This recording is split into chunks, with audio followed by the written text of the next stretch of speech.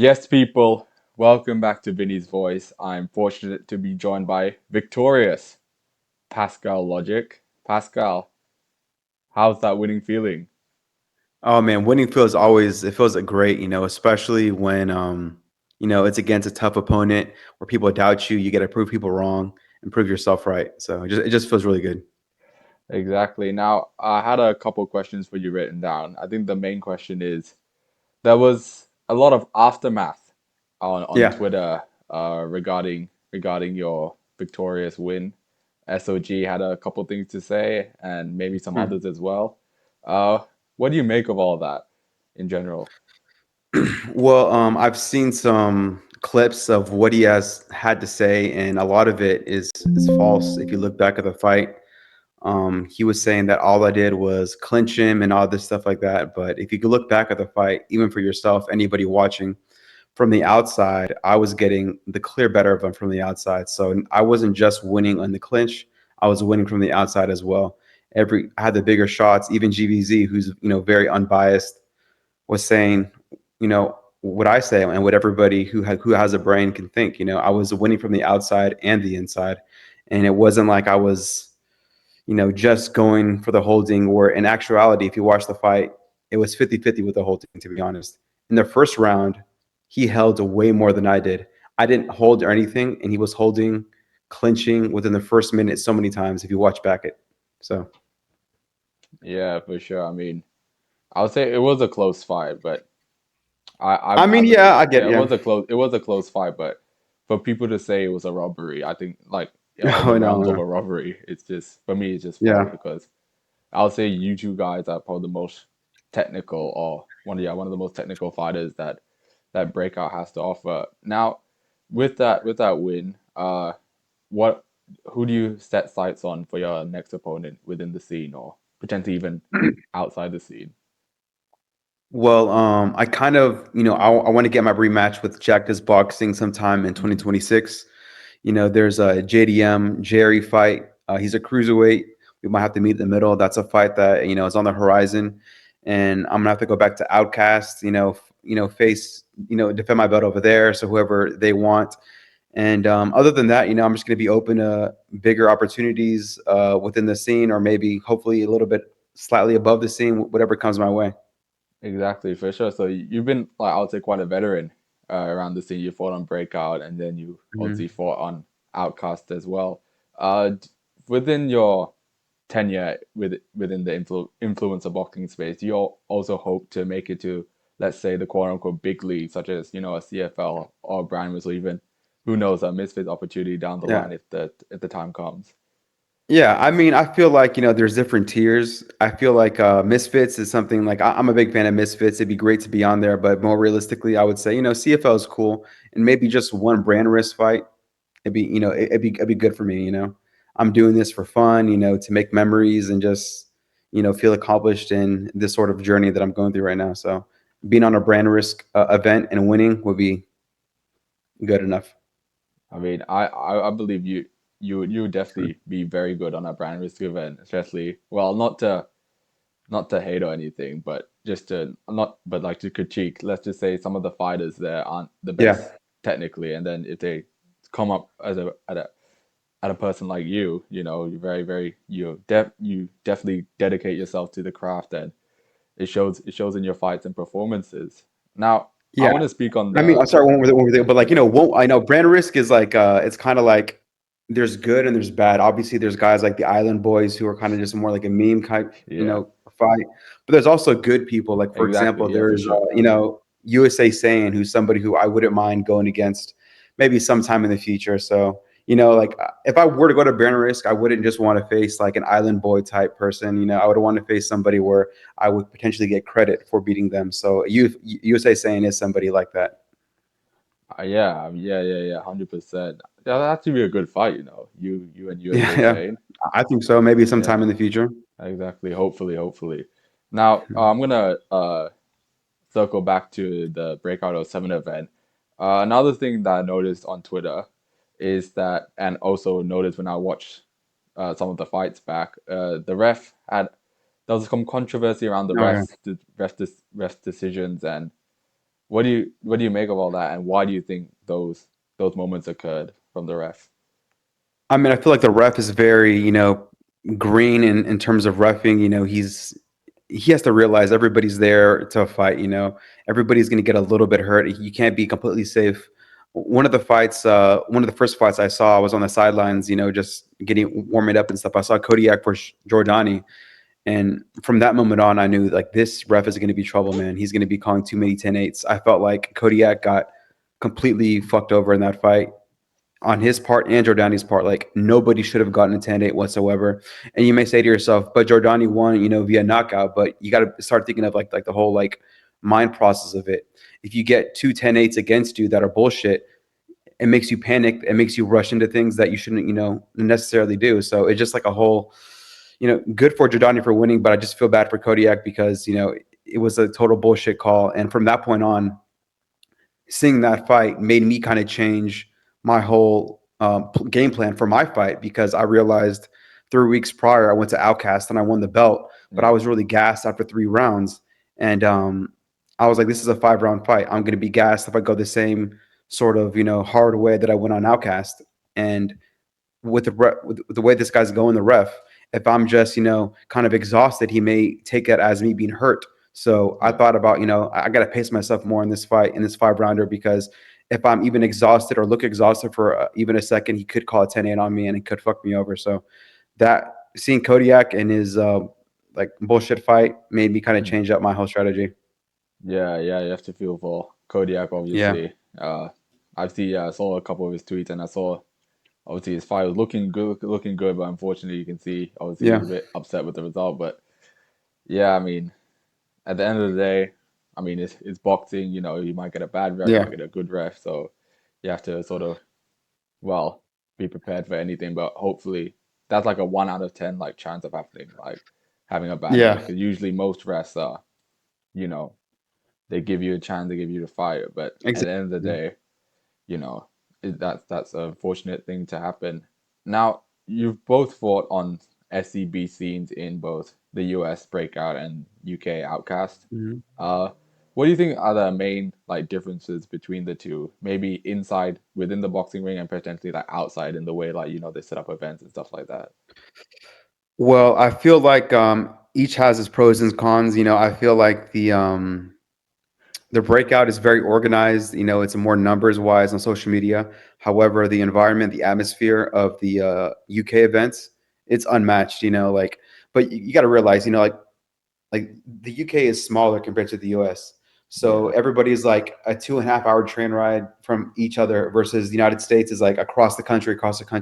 So Hmm. when you go to an Outcast event, everybody's coming together and it's like the atmosphere. It makes you really fucking hyped. I don't know how to explain it. I feel like with a breakout, it's good on social media, but once you're in an Outcast event or like a UK event, you just feel that energy and it feels really cool. Yeah, yeah. So like, yeah, for sure, because obviously it's easier to get there, so more people pull up, and it's like not Yeah, that much of a hassle. So obviously yeah, the in-person crowd is much yeah. bigger, but obviously in terms of breakout, the in-person crowd probably isn't, would say, too big It's all because right, but it's not comparable. it's Yeah. not. Yeah, I mean that's like quite similar with like what Misfits is dealing with, Mhm. like UK pretty much sold out, and then obviously US, Yeah, even though the non the zone like pay per view or non pay per view do good numbers. I've spoken to obviously Ben and Minicon and all that, and they say, well, they yeah, said like obviously in a PR way, not a PR way, but like in a nice way, like they would like the seats to be a bit more filled up. You get what I yeah, mean? Yeah. yeah. I So get what you. I get you. yeah, yeah. So speaking on Misfits, I like since you said you're a Misfits fan, I like to give you a take on this. Misfits have recently announced that there probably will be a Misfits Dubai card on December 20th. And potentially Andrew Tate and Chase Oh Damore. I man. mean, I don't know how real that is. I doubt. I mean, I doubt that that fight's gonna happen. But I'm sure like Andrew Tate and Chase and Darren Till will be on it. What do you make Yeah. of all that? You don't want me I mean, asking. I think it's smart. what's it called? Tate was talking about fighting Darren Till. I thought that was very foolish of him. You got to get a warm up fight before you take Mm, on such a challenge. So maybe a guy like Chase, who he's still very good, but he's not on the level of Darren Till. yeah, So it for would be a sure. good stepping stone to get his feet wet and to get the ring rust off. Yeah. So I think that's very smart to slowly progress, and that would be a big fucking fight. Oh Having yeah, for Tate on sure. Misfits would be amazing. Misfits says I really like the direction it's been going in lately. Getting these ex UFC stars, these other people involved to make it more like legit. So I like that, Mm. and yeah, it's going great over there. Yeah, yeah. Speaking on that, the Misfits, I'll say yeah. As a consumer, obviously, the big star Tony Ferguson, Darren Tills, Luke Hmm. Rockhold, now Andrew Tate, and potentially even Dennis, more. Oh yeah, Dylan Tammy, yeah, because I could be here all day. yeah, But obviously, there's people like you, for example, you. I'll say Divine, you know, who's been talked hmm, about a Misfits opportunity for a long time now. hmm, With the direction Misfits is going, even though it has a lot of benefits, don't get me wrong, but some of the limitations is getting these smaller guys like a yeah, Divine within these cards because obviously, you know, it's about business and Mans may yeah, not absolutely. like entertain it as much as he would used to in the past. What do you think about that? Do you think it's a limitation or I mean, obviously I understand it. As a consumer, I love watching these big fights, but like I'm talking about like if somebody like Divine were on a prelim, that'd be perfectly fine. mm, Like the very first fight of the card, just the introductory fight versus somebody else, like maybe Ben Davis. Obviously it's yeah. not going to be as big as Andrew Tabor's Darren Till, but it's the Yeah, first fight on yeah, the card. It's a good entry on a prelim, I think, for yeah. Divine or anybody else going maybe to CFL or Brand Risk to Mm, Misfits. Being on a prelim is should be cool enough. yeah. I mean even like UFC and boxing cards, Yeah, especially boxing cards, like the only big fight is the main event and maybe the co-main. yeah, yeah. Whereas obviously it's good to have a stacked undercard. I mean that's why I like Misfits, every fight, it's interesting. But then again, I'll speak to you on Misfits 22, like the first couple of fights, what Demi Sims and I don't even know her opponent. Her opponent didn't even show up for like any Yeah. of the fight weeks. I mean, like I'm all right, I'll say right here, like man said, oh they don't do filler fights. That was like the most filler fight I've ever had. Like the opponent didn't even show up for like the press Were they? conference, nothing. Like Yeah. she just showed up for nothing. So I I mean, found well, that quite odd.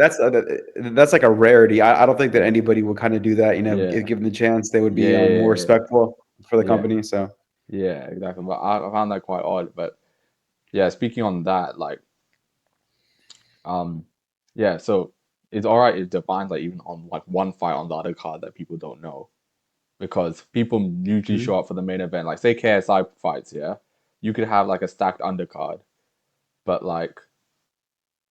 oh yeah, you're good. But Okay. yeah, sorry, you cut out for me. Very Yeah, good. yeah, all right. So yeah, so for example, like a KSI main event, and you can have like a stacked undercard, but 99% of people, if it was the UK, right, 99% of people will only be there for KSI. So like you can Yeah. kind of pad that under or like put like these sort of fighters like Divine, who else? Divine, maybe even Pat Lesra. I'm thinking about SCB guys. Like, Yeah. and it also gets a chance to build their name. Like Fox did it as well, Yeah. Fox Absolutely. built Yeah. his name, and now look at him now. I've heard rumors of him fighting Craig Ray. He might fight Craig Ray or something like that. But yeah, that. So what I'm trying to articulate here is that Misfits, I think, can still go in that direction, but also a couple of these fighters like Divine and you guys will be given that opportunity. It's a good balance because as long as you have like a top tier main event, co-main, and a couple other big fights, like that's a card sorted.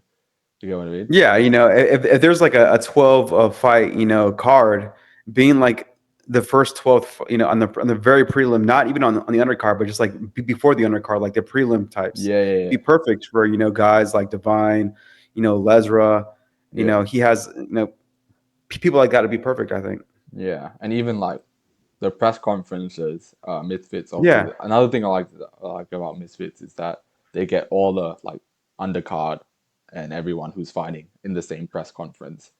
So like, they still get to be around that environment of, being on a Misfit stage, even though like the prelims, like obviously it won't be a packed stadium. Yeah.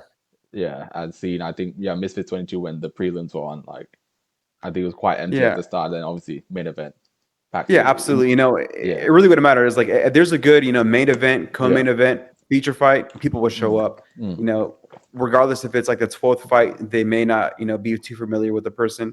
If there's yeah, like enough talent, enough big, events at the top of the card, then it should be yeah. good. Yeah, for sure. I 100% agree with that. And hopefully we'll see Divine and the likes of, all those people. Hopefully yourself even make that sort of We'll see. Yeah. bigger step because in my Well, for opinion, me I think personally, I feel like there's levels. Like yeah, brand risk before, Misfits should be, in my opinion, like the next stepping stone. yeah, yeah. I mean, yeah, I think boundaries is very, very, very possible for someone like yourself, especially your Oh, skill and thanks. then yeah, yeah, boundaries definitely needs a bit more, let's just say, like skilled fighters because Yeah. yeah, that's the difference between Misfits and Brandwidth at this point. Like Misfits obviously have very skilled fighters, but then also they promote as well. So it's a good to Mhm. well, Yeah. I'd say promote. Some of them promote, others Yeah. not really. But we won't. I won't really get into that sort of Okay. those sort of details. But now speaking on obviously the SCB community, I've asked this question to numerous people. I'll ask it to yourself. What do you think about the sort of family vibe that is sort of created for yourself and the people that you've met through the scene? I mean, it's kind of cool. I feel like everybody has their own their real friends in real life versus their online friends, and Yeah. it's cool to have a place where, like for example, like my real life friends, they're all about soccer and stuff like that. They don't care about boxing, so Oh, it's kind of cool really? to have. Yeah, I'm a huge Yeah, they, football fan as well. Well, oh, yeah, basically, yeah. I'm wearing Barca kit now. So yeah, it's like it's cool to have I guess a group of people where you can talk boxing about because like maybe your real life friends care about something else. So yeah, it's always cool to have either like the online friends to talk about certain things and meet up with Yeah. them and be cool with them in events and stuff. Yeah, yeah, for sure. Yeah. Oh, yeah. I mean, yeah. Technically, you guys are, I mean, online friends because obviously you guys live like far Yeah, away from each other. But probably like the only chance you guys get to meet in person, probably like through events. Yeah, like through yeah, breakout events basically, or yeah, yeah, yeah, like just like a few times a year only. So, but it's cool. yeah, yeah. But that's good. I like the SCB. I obviously yeah, because I do interviews and obviously Misfits fight is a bit difficult to get. So that's how I found out about the obviously I always knew about Divine and Lesra like back then. Yeah, But then I was like, oh, there's other people. And then when I shot them a message to interview, you guys always respond. So I was like, all right. So I yeah, appreciate the SUV because it allows me to be consistent because well, I'll get into that later, but it's all good. Well, I can get into it now. I'll get it on the record because okay. are you aware of like the smaller interviewers, like not the Fred, like a guy in a orange, like Tabito, and then Misfits Madness. Are you aware? Have you seen the clips on IFN on no? I think I've maybe seen their clips, but I'm not really familiar with them. I've Yeah, probably seen them on the timeline for a little bit here and yeah, there. on You IFN. know, Yeah. So obviously, what they do is like fair play to them, but they only do Misfit fighters or actually Tabio does it. He does like brand. I like the orange jacket kid. Tabio is good. I like him, but but they obviously only do like Misfit like the big leagues, and obviously it's a bit hard to get all the big names yeah, to on interviews the whole time. So you can see like a inconsistency drop. But now, for me, I've had an interview like almost every day. That yesterday I had if you saw the clip on my Twitter, Jordan Burnett. Obviously, I had him on yesterday, and Cole and Waffle like last week, and then oh having really, you Dave. did? Oh wow. Yeah, I've been posting clips. Oh shit. I'm trying to do something different. I'm trying to post clips like here, and then put the interview out, and then post a bit more clips. So Hmm. yeah, because obviously clips do high numbers to the interviews on YouTube. I mean, they don't do that many views, but the clips obviously do more views. So I'm trying to Hmm. do a different sort of method, and I'm having what's his name? JDM on tomorrow as well. Oh shit, nice. That's cool. That's Yeah, cool. yeah, Jade. Yeah, he Yeah. sent me a DM. I'm like, oh, I love your interviews. I'm like, oh, thank you, I appreciate it. And I was like, I might as well have you on as well. So definitely building the consistency and yeah, hopefully bigger names. But then again, I don't care because I love interviewing all you guys because everyone had like a unique story. It doesn't really matter Yeah. if you have, well, Jordan. Well, I'll just let you know, like Jordan Burnett, 128,000 followers on Instagram. You know, one of the biggest, I would say, not misfits, influencer boxer prodigies in Ireland, and now having you on, like, I don't really care as long as you guys give me a good Yeah. interview, I which mean, you can try for like the brand risk people as well, like more of like yeah, the yeah, that's what I lower. tried. Yeah, like I Yeah, I can mean, even I'm have sure USA saying on maybe next week. that's Yeah. over shit. That's a good one, man. Hmm. Yeah, I've had OJ on. Who have I had? I'll list it now. Like you have Yeti on. I've had AT was probably my biggest one.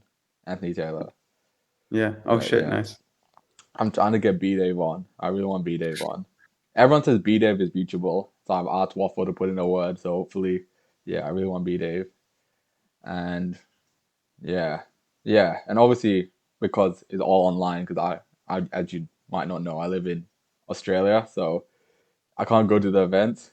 Like Oh, okay, yeah. I'll give you enough. So going a bit off track here, but I might as well give you the story. I commented on Warren's one of Twitter posts, and he was like, "Oh yeah, check your Instagram DMs or something like that."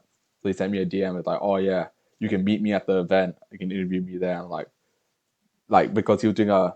Remember the Misfits 22 press conference, like pre-press Yeah. conference? Yeah, Oh, yeah, yeah, yeah. yeah.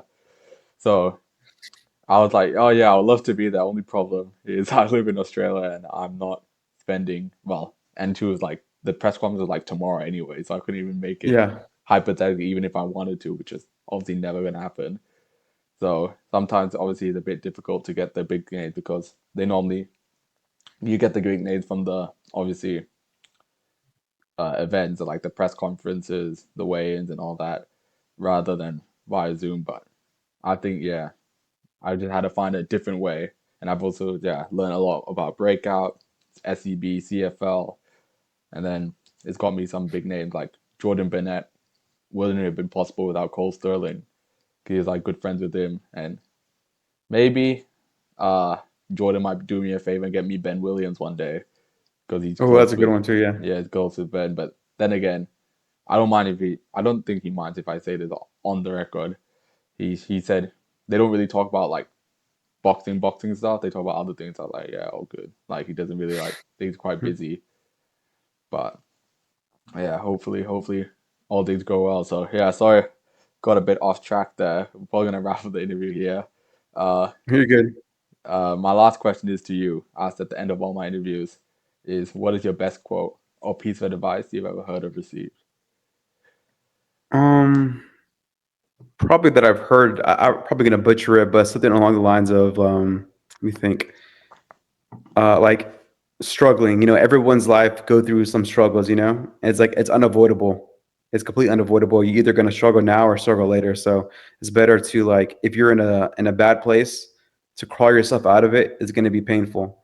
But it's better to do that than just to wait and let things pile up. So if you're going through a bad time, it's gonna get worse. But at least try to crawl yourself out of it. If that makes any fucking sense. I don't know. Something along the lines of that. Like, just like push through the pain to get it over with, basically. There we have it. Thank you so much, Pascal. Appreciate you. Thank you.